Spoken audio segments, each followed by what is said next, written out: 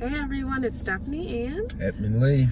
And we are here to give you the review for Married at First Sight, Season 13, Episode 10. Alright guys, before we get started, don't forget to subscribe and click the notification bell so you can be the first to find out when I post these videos.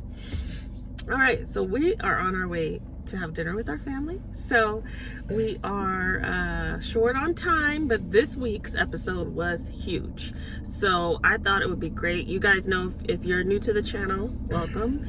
For those who are older, you guys know I bring him on every season for a couple of episodes, and you guys get to hear from him, which you guys love. So I thought this would be a great episode for you guys to get to do that. So let's just jump in. This week, let's jump in. I know, let's just jump in. This week, Dr. Viviana meets with all the couples. Dr. Viv is not scared of asking people what they got going on in between the sheets. She does not. She wants the detail. She is there to help the sex and intimacy, and she's not going to shy away from the conversations that maybe make people a little uncomfortable. Weird.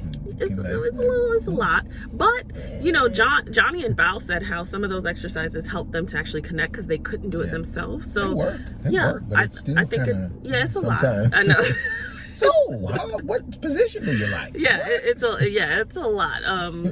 A simple "Are you guys having sex?" is good enough, but whatever. Like reach around. Stop. Okay. So, anyways, all right. Let's jump into the first couple. I want to talk about Mirla and Gill. So, Mirla and Gill. Listen. I still don't think that Mirla and Gill are going to go the distance because I think that ultimately they want a different type of life. But I do enjoy them on camera. They are funny together. They have great chemistry. They really do.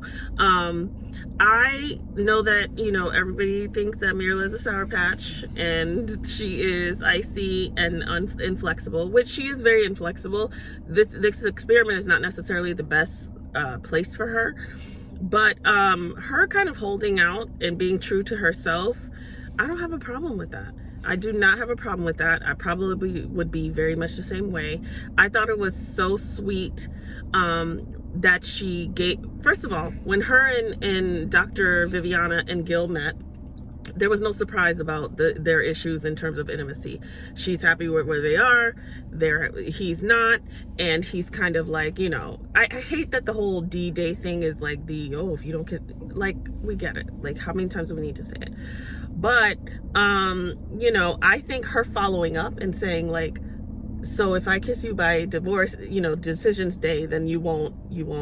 I think even her saying that, knowing that Mirla does not care most of the time, that showed an indication that it is important to her that he knew that she was attracted to him. And I thought it was so great to see her naturally kiss him.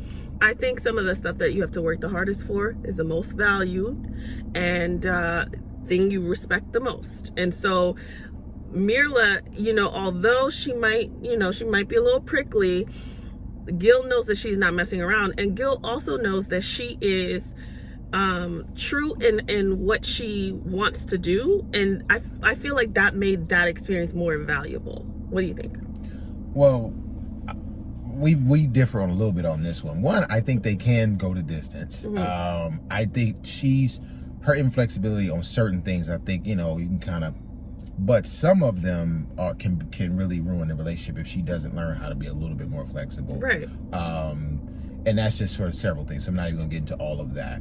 On the other side, her, you know, I don't think this, like you said, the best for this actual scenario, because you got to move a little faster than you typically will. And I think even with the kiss, that's probably faster than what she typically does. And that's one of the biggest things with Gill. As a man, we just want to know that that we're attracted, you know, that you find us attracted. You know, he wants that affirmation, because as you notice, he's not like, oh, we have to have sex. He just wants to know that he's desired, and everybody wants that, male and female. And so I think that was just the biggest part of it. But here's the facts, and everybody has their own opinion on a scale of, you know, how soon is too soon for physical and for sex and all that good stuff, and they're married, and that's, you know, teach their own. But the facts are this: when she did give him the kiss, it was celebrated and it was appreciated more than if it was just given out freely or quicker in their relationship. Like I said, teach their own. Also, I'm gonna just go on the bro code, on the guy code on this.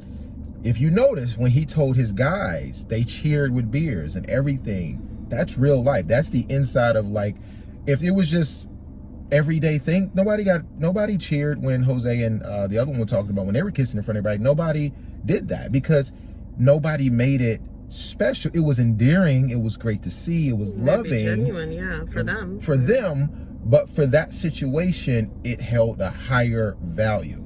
Last thing on them for me, the thing I like about that the most is that, you know, men, they don't necessarily just marry you because they love you. They can love you and not marry you. They can have sex with you and not marry you.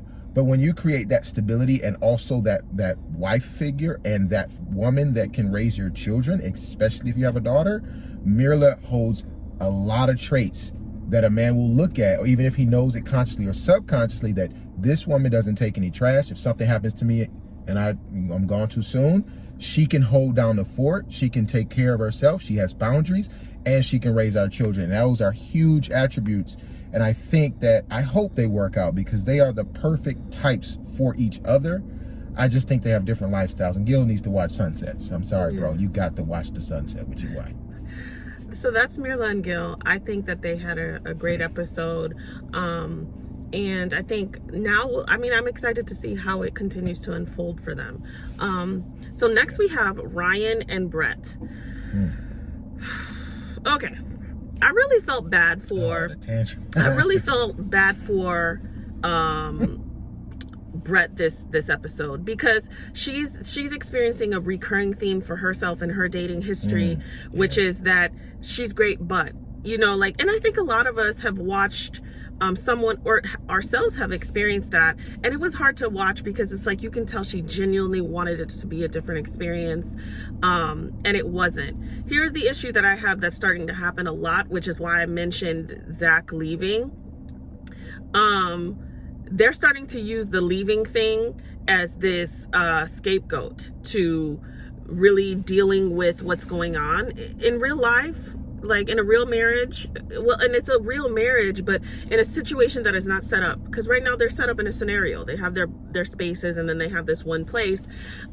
You can't just go. I mean, you can, so let me not use that word, but more often than not, you're coming back home, and you can't take this break to recalibrate from your marriage. That's not really how it goes, and that's not really something that behavior is not something that creates a sustainable, long-lasting marriage. It creates the ability to learn how to become more avoidant and, you know, maybe just put a band-aid over a bullet wound, because you disappear, you go away from your spouse. In order for you to feel better, you have to be away from your spouse, and obviously there are situations that warrant that every now and then, okay?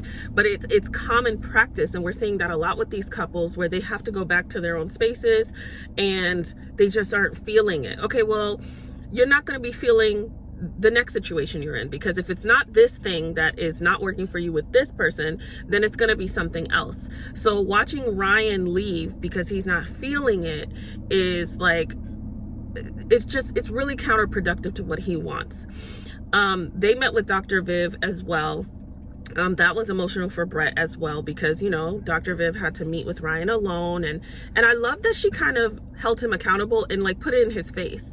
You're kind of living this fantasy, because he's saying, oh, I just want to walk in and, you know, push my wife against the wall and you know, and it was like so Hollywood. It's like, what? It's like, cut, okay, scene, next, let's put your drop. Not real, you know, life, everybody. It isn't. And also, like, that's not the thing that makes a marriage long lasting. Attraction is very important, so we're not sitting here saying that it's not, but the way he described it, it's like, where is my violin? And I'm so glad that Dr. Viv said that's a fantasy. You're not really living that, you know.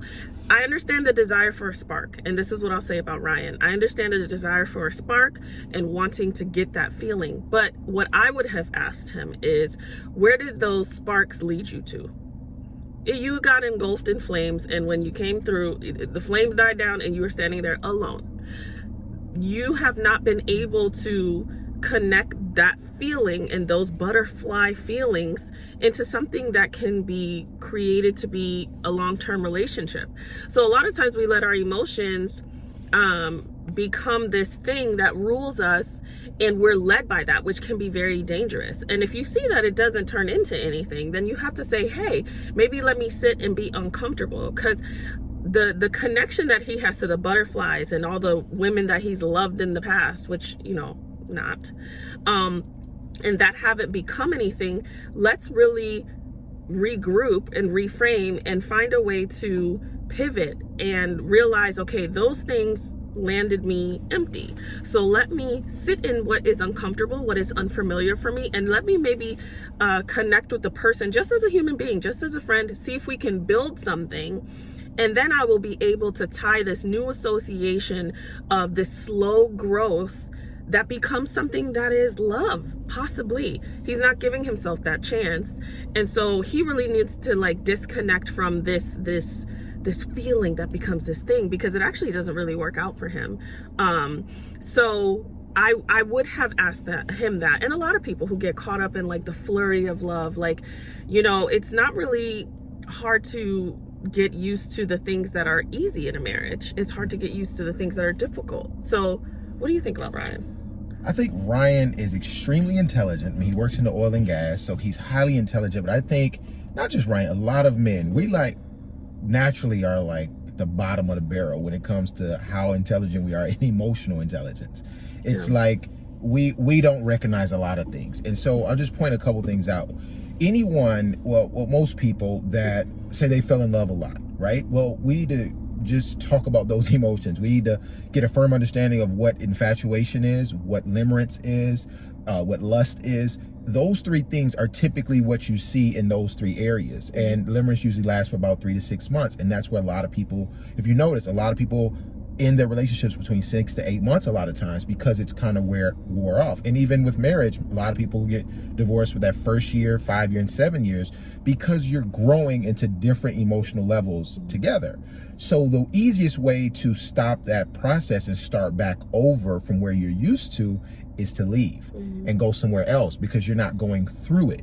You don't grow, you just start back over and get a reset. You don't need to reset in a marriage, you need to grow.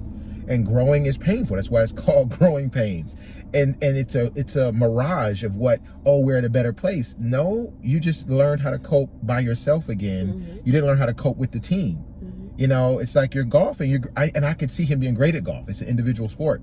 And he showed that, you know, and so a team sport is different. You can't just go swing by yourself.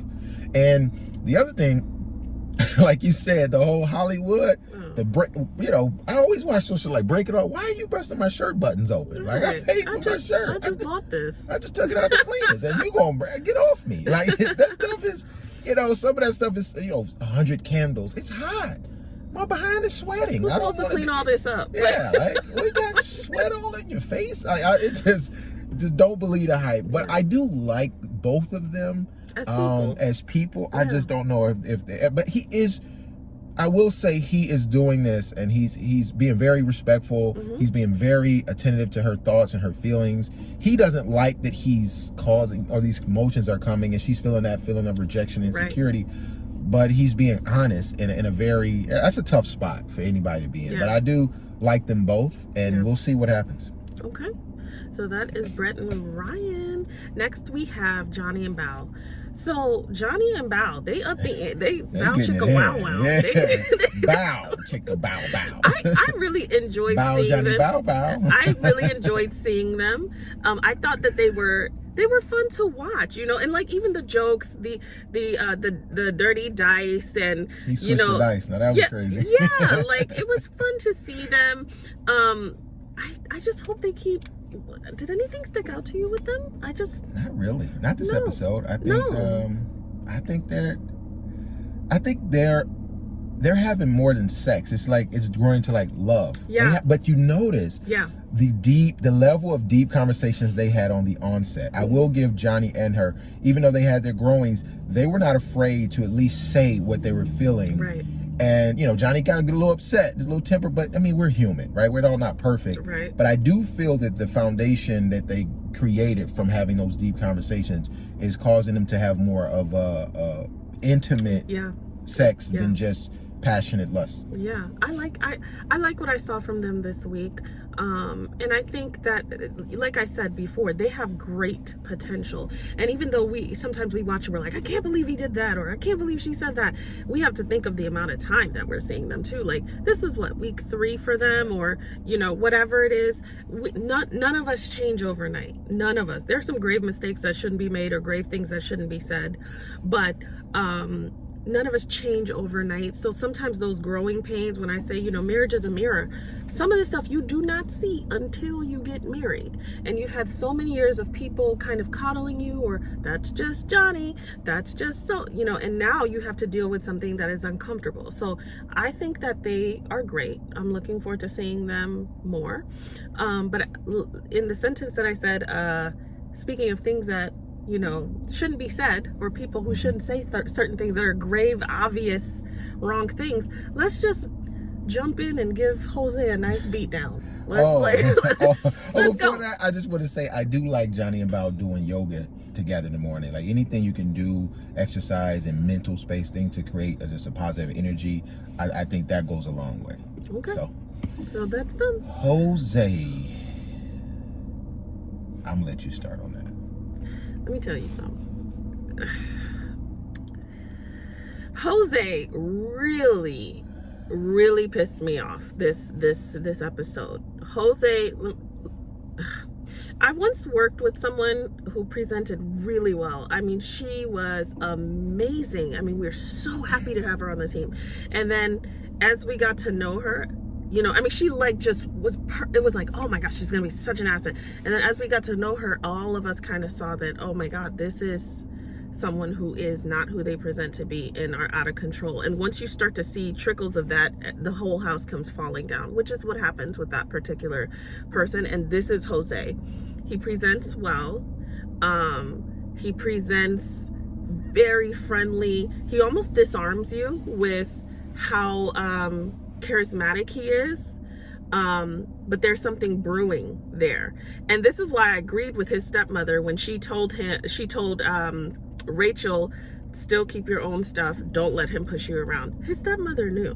And I think especially for women, you know, it's really important to not just throw all your eggs in one basket and just not know what's going on or be aloof to certain things, because then you put your I mean, everybody, it's important for everybody, but oftentimes women end up in that situation. And so here's a great example of, thank God Rachel is smart enough to say, hey, I want to build a life with you. I want to be interdependent instead of codependent or completely dependent on you, because this is not someone that she can trust. She mistakenly called him, now we know is Johnny. You know, I think the level to which he got so upset because she called me another man's name is absolutely ridiculous when they're in this bubble and they hang out all the time. It's literally like when sometimes I'm, you know, talking to my husband and I'm like, girl, like, it's not because he's a girl. It's not because I think he's a girl. It's because my mouth slips, because guess what? I'm talking to my girls all the time and I'm like, girl, you know, so it's an autopilot. She immediately apologized and he went from 0 to 100. He is dangerous. He lacks self-control, and I don't think they should be together. Like, I'm just going to go ahead and say she should just call it now, and I don't like that I have to do that. I don't like doing it so early, but his character traits, we see why Jose is alone. It's far beyond what we thought. We see why Jose is alone, and he's incredibly dangerous in the way that he responds. Zero empathy for what he's put her through, zero accountability for how it was kind of bad, not kind of bad, how it was really bad the way that he was speaking to her, zero real accountability when retelling the story. So he's reshaping the story so that it can look favorably on him and leaving holes out. And I love that the guys were like, no, 2 plus 2 is, you saying 2 plus 2 is 6 here, and that's not, none of this is adding up. I loved how Rachel is a great example of how to be steadfast with your accountability in your partner and to set boundaries. Yeah, she did a great job. Yes, she took accountability in a situation where she really could have she really could have gone ham on him. Yeah, she didn't have to take any accountability, but she said, okay, that's what Zach said in the Unfiltered. He was like, my wife would have lost it. I would have lost it. Like, I would have been lost. Yeah. That would have been the next episode. What? Yeah, Hey, Stephanie. she really, see, I got so upset my earring fell out. She really had good accountability, and for him to lock her out, that was such a vindictive move. And that's very telling, because let me tell you something. There are some things that, there are certain people in your life that no matter what, you're gonna want to protect them. Like your kid, doesn't matter what they do. You're not gonna put them in harm's way. Your mom, your parents, you wouldn't do that. Your spouse, even when you're really angry, you don't want them in harm's way. And for a woman to be kidnapped or hurt or over, whatever the case may be, that's not something that's unusual. To do that so vindictively shows the type of person that he is. And it's far beyond something that could be fixed in the rest of this 5 or 6 weeks that they have left. So I'm done with Jose. Well, before you're done, when you say dangerous, just so people know what you mean by that, what do you mean when you say dangerous? What do I mean when I say dangerous? You said he was dangerous. I just want them to get just provide a little context of what you mean by dangerous. I mean, he's he gives me like sociopath vibe. I'm not gonna throw out these things though, because like I don't want to throw out a term and just say this is what he is. Incredibly narcissistic. He has like things that the lack of remorse, the lack of empathy, that's dangerous, because that means that you really can justify anything that you do, and those are character traits of people who tend to do bad things. I'm not saying that he would do that. I want to be clear, but that's dangerous, that the way that he showed up. Like, what if there was no cameras? So now he's presenting this story in a manner where, well, Jose's this great guy, and he's so cool. It must have been, and even the guys were like, how did we get from this to that? Even him turning it around, that was another thing that he was excellent at. He was excellent at, but she was good. She was able to pick up in a different scene how he projected and flip things, but him not taking accountability and turning it around on her so that she was wrong and victim blaming, because she is a victim and he's now wronged, and wanting this offering of an apology. No, I'm done with Jose. Okay, so I'm just gonna say this straight up as a man. That was some Yep. I know where you're gonna go. that was Keep it clean. Man. I'm trying, all of my synonyms are bad too. I know. That was some B stuff, some messed up stuff. Yeah. And here's why, right? We wonder, okay, do you want to provide from a financial perspective and talk about on my level? Do you want to provide so that you can lead, or do you want to do it so you can control? Right? Because if you want to provide and provide protection, I won't even let my wife out the car without an umbrella when it's raining. That was so out in the cold, gone. And she walked the producer down. And he's like, oh, it was 1, 2, 3. No, it wasn't. It wasn't that late. It was like 12 something, because she was knocking on other people's doors. And that was just, to me, low. I don't even know how low.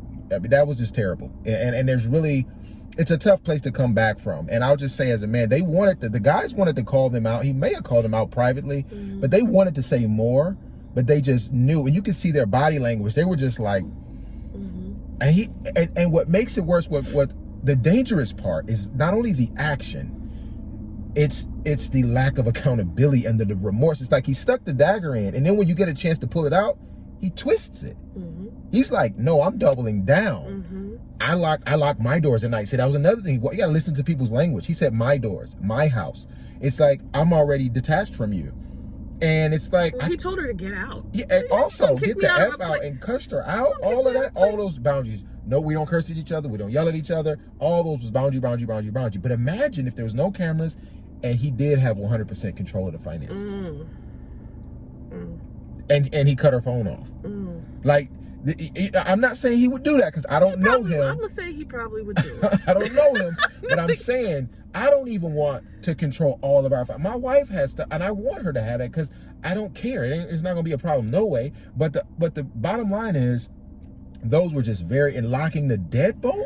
If you kick if you kick us out of a space how that do you isn't mistakenly yours, lock a deadbolt? That's crazy. And she banged on the door, and you did not call or text her. That's where I could smell the manure across the street. You know what I'm saying? I can smell it. Manure. I guess I had to go, high level with it. But it's BS. And that, to me, when he was like, oh, okay, It was so smug. It was like he was so hurt. But here's what we got to look at. So we say, okay, we see these actions. What's underneath there? What's really happening? There's some level of deep insecurity. All right. This whole cheating thing. Did he say he got cheated on before or something? I don't know. There's something there that he has to work out before he can be a provider and protector of a home. If she wants to be the person to help him go through that, that's her choice. But it's not happening in 8 weeks. And then afterwards, she's saying, oh, I have a hard time admitting when I'm wrong, or something that he said in the Unfiltered, or saying that, I have a hard time apologizing. Look, you don't get married. Because I apologized today on the way over here. You apologize for everything.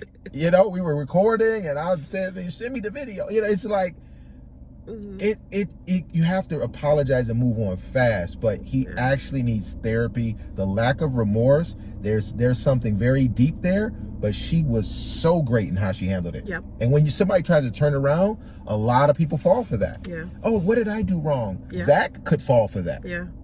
At times he has his boundaries, but sometimes he can, be like, what did I do? Yeah. Leading into Zach and Michaela, we're gonna wrap it up with them. So, you guys know that I have been Team Zach, okay? I've been Team Zach. Zach really showed us some of his issues this week as well.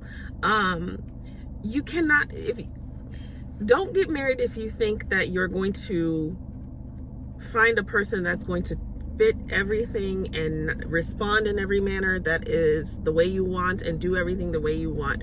If you don't have the room to let your spouse grow, just don't get married, because you are going to have to do that, and it is going to suck sometimes. It's going to suck because you have to be on the receiving end of them having not grown, or having not experienced this, or having not done or become this until they do. But a lot of times your spouse grows through the experiences that you guys have together, and it's that which shows them that there's growth to be had. My issue here with Zach is he shows very little coping tools. Michaela, we already know we beat Michaela down these last few weeks, okay? So I've been beating her down, I think, since the honeymoon. But where Michaela is right now is she's aware of, as best as we can see, okay? As best as we can see based on this episode, she is aware of her issues, and she's working really hard to be in the moment, some thought stopping, in order to, okay, let me respond differently. She's responding versus reacting. Yes. Or at least that's what we see. Yes. You cannot ask your spouse to do something and then hold them to the fire for what they did before. You can't say, I want you to do this, and then when they do it, well, you're always going to do that. That's not really fair. And she could flip it on him and say, well, you're always going to do that. That's not really fair. It leaves a person, it really sets them up for failure, and it doesn't allow them to actually grow, even if they are, because you are choosing to see them in a particular manner. Zach has no coping skills. And honestly, I feel like Zach, and I really like Zach, but Zach has romanticized the idea of marriage. And so he's not taking it for what it is. And it is what it is. The beauty is you can make it together. If you have a partner who's willing, you can make it what you guys want it to be. And that doesn't happen overnight, and that doesn't happen off the cuff. But it's really putting her in a position where she can do no right. And when you have that attitude in a marriage, then you don't necessarily want to do right. Because if you beat me down when I do wrong, and I genuinely want to do better, and I'm trying, and you're not allowing yourself to see that, then there's nothing that I can do. And that's almost worse than just leaving. To me, just say, hey, this is not going to work out. But to sit there and penalize her, and then to have this breakdown, this tantrum because he can't understand. His body language is so uncomfortable. Yeah. It's so frustrated. It's so anxious. And he has some work to do here too. We know Michaela has some work to do. But this episode for me was a lot about Zach, his lack of the ability to forgive. If you cannot forgive, do not get married. Okay. His lack of letting his partner grow, his lack of his ability to communicate. She is loud, she is aggressive, she is disrespectful because she cussed him out and everything. We know that. She's trying though. And he cannot even communicate how he feels. I'm getting out of here. That's what he said. And he left. That actually does not make a great partner. So if it wasn't her exploding at the beginning, it could have been something else that could have triggered him. And I think we would have seen this response, which is this is a problem too. Like it's a problematic situation on his side as well. And I wish somebody could have like talked to him or mentored him or something in terms of like really getting uncomfortable and stretching himself, because he's kind of thinking in a way that he's better right now, and there's room for improvement on both sides. So I don't know, you know, I don't think they'll go to distance, because I think a lot of damage has been done, and I think they both need to grow. But there's always, like, when you point the finger, there's several pointing back at you, and you know, there's some blatant, like, you're wrong, there are some blatant things like that, but we're starting to see why they, you know, it's not just going to be her that's the issue with this marriage. And this is, you know, only way I can respond to this is as like I'm going to speak as if I'm speaking to Zach or to men in general, and just period, because I don't know another way to break it down. It's like when a woman is saying she wants to trust, and she, you know, can trust you, she has to trust that you can provide a safe space in the good times and the bad, a comfortable space emotionally. Think about really quick, like with Jose, he said, I don't know where she slept that night. You don't know where your wife slept, and you really didn't care. That kills the trust. That's like if I don't know where my son, I know where my son is at every second of his life. Every second. I know where my wife is, or I know the communication methods. And what if something would have happened to her? You know what I mean? Like, they have to know that you're good. So with Zach, him leaving that time, that was terrible. He's destroying the trust with her, and she doesn't even know where he is, what he's got going on, or he cannot sleep in the next room, sleep on the couch. You run, so what she's starting to trust is that when stuff goes bad, you will leave. And he doesn't see it, because he has this, I'm on the high horse of emotional, because she did whatever, lashed out the first time, so now he's got a one up on her. That's not how marriage goes. And he is so anxious. I feel like I'm looking at a child sometimes. Like, use your words, Zach. Use your words. Like, it's so much energy. He has to process that. And I think he needs to have go through therapy. All of us need therapy. Everybody can use therapy. Yeah, it's just like working out at the gym, work out your mind. Same thing, no difference. Not a good or bad thing. You just need to do it.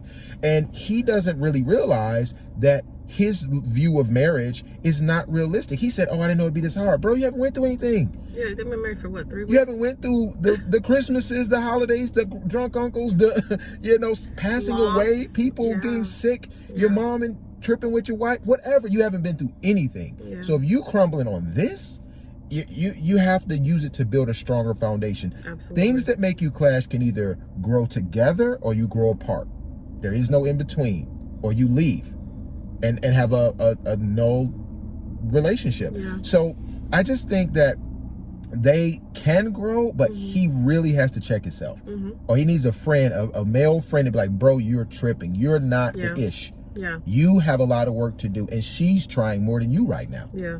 And so I just think that he has to get to that point where he can kind of know that, man, I'm not forgiving. I'm not growing. I'm not providing a safe space for her. And that's the things that I think will either keep them together if he learns to do it, or break them up. And he keeps blaming her, and it's just not helping. And Michaela's, you know, last thing, and this is it for them. This is where people that are single, or people that have friends that have temper, I used to have a temper back in the day, you know, but it's not cute. This Hurricane K thing that she likes to say in her family, it's a bad support system. If you have friends or whatever that have anger issues or temper, or they got these, it's not, oh, she gonna turn up and you know how she is. No, that's keeping her from getting what it is she wants, from attracting the mate that she wants or he wants. Yeah. So if you know you're that person, it's not cute, stop it and get some personal development so that you can be like, man, you know, that guy really can. Yeah, I used to be this way, but he can work through things. He's really calm. He understands. He can listen. Yeah. That's something that I think Michaela needs, and her support system has to become better. Absolutely. All right. I couldn't have said it better myself, you guys. we are out of here because we gotta go. But we hope you enjoyed this review. Of course, let me know what you guys thought, and don't forget to subscribe and comment and share, and we'll see you guys next week. Everyone have a wonderful weekend.